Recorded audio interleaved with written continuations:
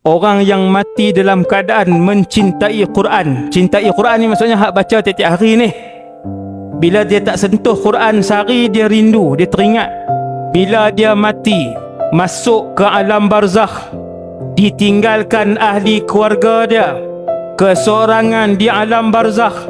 Nabi kata sehingga kamu di alam barzakh mendengar bunyi tapak kasut meninggalkan kawasan perkuburan. Kamu dengar? Semua tinggal.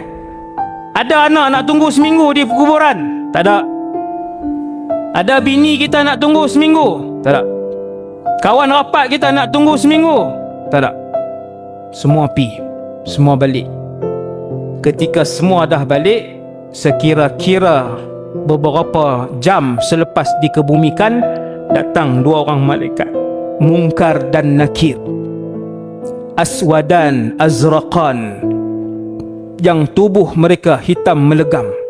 Orang yang mencintai Quran, ingat ni, walaupun dia mati ada dosa, tapi dia hidup dengan Quran.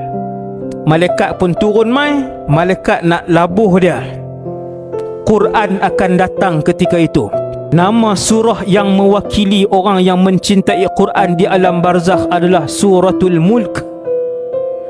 Dia yang akan berdepan dengan malaikat. Dia kata tak boleh, Allah tugaskan aku untuk melindungi dia ni, sebab dulu dia baca aku dan dia menghidupkan diri kehidupan dia dengan Al-Quran.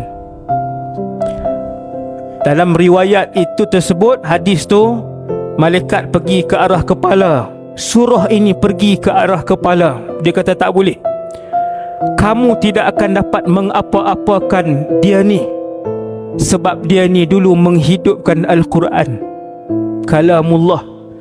Quran hak berabuk dah di rumah kita, baca